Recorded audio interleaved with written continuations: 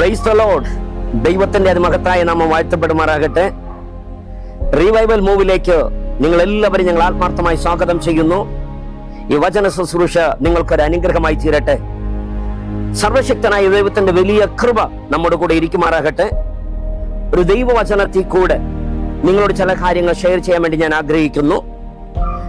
ഉൽപ്പത്തി പുസ്തകം 1-ാം അധ്യായം അതിന്റെ 4-ാമത്തെ വചനം വായിക്കുമ്പോൾ അവിടെ ഒരു പ്രത്യേക പദം നമുക്ക് കാണുവാൻ കഴിയും.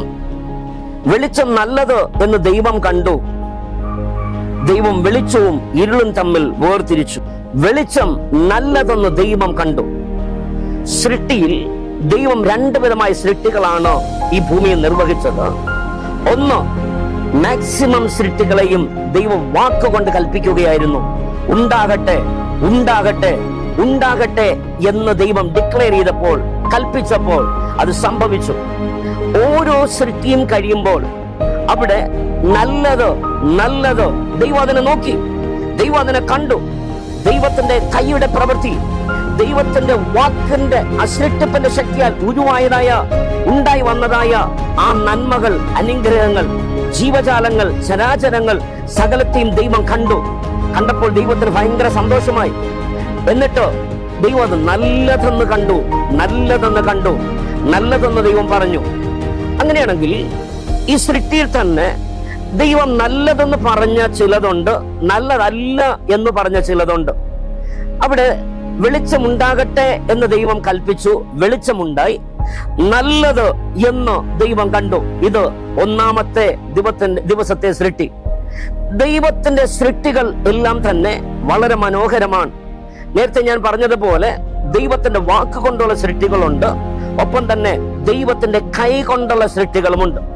മറ്റ് എല്ലാ സൃഷ്ടികളെയും, ചരാചരങ്ങളെയും, ജീവജാലങ്ങളെയും വാക്കുകൊണ്ട് ദൈവം സൃഷ്ടിച്ചപ്പോൾ മനുഷ്യനെ മാത്രം ദൈവത്തിന്റെ സാദൃശ്യത്തിലും സ്വരൂപത്തിലും ദൈവത്തെക്കാൾ അല്പം മാത്രം താഴ്ത്തി, ദൈവത്തെക്കാൾ അല്പം മാത്രം താഴ്ത്തി തേജസ്സും ബഹുമാനവും അണിയിച്ചവനായി ദൈവം തന്റെ സാദൃശ്യത്തിലും സ്വരൂപത്തിലും സ്വന്തം കൈകൊണ്ട് മനുഷ്യനെ സൃഷ്ടിക്കുകയുണ്ടായി. മണ്ണിൽ നിന്നും മണ്ണെടുത്ത് കുഴച്ച് ദൈവത്തിന്റെ രൂപമുണ്ടാക്കിയിട്ട് അതിനകത്ത് ജീവശ്വാസം ഊതി അങ്ങനെ അവൻ ജീവനുള്ള ദേഹിയായി തീർന്നു എന്ന് ദൈവവചനം പറയുന്നു. അവൻ ജീവനുള്ള ദേഹമായി തീർന്നു എന്ന് ദൈവവചനത്തിലില്ല, ജീവനുള്ള ദേഹിയായി തീർന്നു. അപ്പൊ തന്നെ ദേഹം അവന്റെ ഉള്ളിൽ ഉണ്ടായിരുന്നു. എന്നാൽ അവൻ നമ്മുടെ ചിന്തകൾക്ക് പെട്ടെന്ന് മനസ്സിലാക്കാൻ കഴിയാത്ത, വചനത്തിൽ നേരിട്ട് വെളിപ്പെടാത്ത മറ്റേതോ ഒരു വിധത്തിൽ ദൈവത്തിന്റെ തുല്യമായ വിധത്തിൽ മനുഷ്യനെ, ആദാമിനെ, ഹവ്വയെയും ദൈവം സൃഷ്ടിക്കുകയുണ്ടായി. ആ സമയത്ത് 1-ാമത്തെ ദിവസത്തെ സൃഷ്ടിയിൽ ദൈവം വെളിച്ചത്തെ കണ്ടിട്ട് നല്ലതെന്ന് പറഞ്ഞു. 2-ാമത്തെ സൃഷ്ടി നാം നോക്കുകയാണെങ്കിൽ അതിന്റെ 1-ാം അധ്യായം 12-ാമത്തെ വചനത്തിൽ ഭൂമിയിൽ നിന്ന് പുല്ലും അതത് തരം വിത്തുള്ള ഫലം കായ്ക്കുന്ന വൃക്ഷങ്ങളും എന്ന് പറഞ്ഞാൽ വൃക്ഷലതാദികൾ, ഭൂമിയിൽ കാണുന്ന സകല പച്ച നിറമുള്ള എല്ലാ വൃക്ഷങ്ങളെയും ദൈവം ഉണ്ടാകട്ടെ എന്ന് പറഞ്ഞു. അതുണ്ടായി, നല്ലതെന്ന് ദൈവം കണ്ടു. വീണ്ടും നമ്മൾ താഴോട്ട് വായിക്കുകയാണെങ്കിൽ അതിന്റെ 4-ാം അധ്യായം 17-ാമത്തെ വചനം നമ്മൾ വായിക്കുമ്പം, പകലും രാത്രിയും വാഴുവാനും ഇരുളും വെളിച്ചവും തമ്മിൽ വേർതിരിക്കുവാനുമായി ആകാശത്തിൽ പ്രകാശങ്ങളെ ദൈവം ഉറപ്പിച്ചു, അല്ലെങ്കിൽ അവിടെ ഫിക്സ് ചെയ്താക്കി എന്ന് നമുക്ക് വായിക്കാൻ കഴിയും. അത് നല്ലതെന്ന് ദൈവം കണ്ടു. വീണ്ടും നമ്മൾ താഴോട്ട് വായിക്കുമ്പം അതിന്റെ 20-ാമത്തെ വചനത്തിൽ, സമുദ്രത്തിൽ ഉണ്ടാകേണ്ട സകല ജീവികളും ഉണ്ടാകട്ടെ, ആകാശത്തിൽ പക്ഷികൾ പറക്കട്ടെ എന്ന് ദൈവം പറഞ്ഞു. ആ പറഞ്ഞപ്പോൾ ആ സൃഷ്ടി നടന്നു. അത് നോക്കി നല്ലത് എന്ന് ദൈവം കണ്ടു. വീണ്ടും 24-ാമത്തെ വചനത്തിൽ നാം വായിക്കുമ്പോൾ അവിടെ കാട്ടുമൃഗങ്ങൾ, നാട്ടുമൃഗങ്ങൾ, ഇഴജാതികൾ, എല്ലാ ജന്തുക്കൾ, എല്ലാവിധമായ ജന്തുക്കളും ഉണ്ടാകട്ടെ എന്ന് ദൈവം പറഞ്ഞപ്പോൾ അത് ഉണ്ടായി. അത് നല്ലത് എന്ന് ദൈവം കാണുകയുണ്ടായി.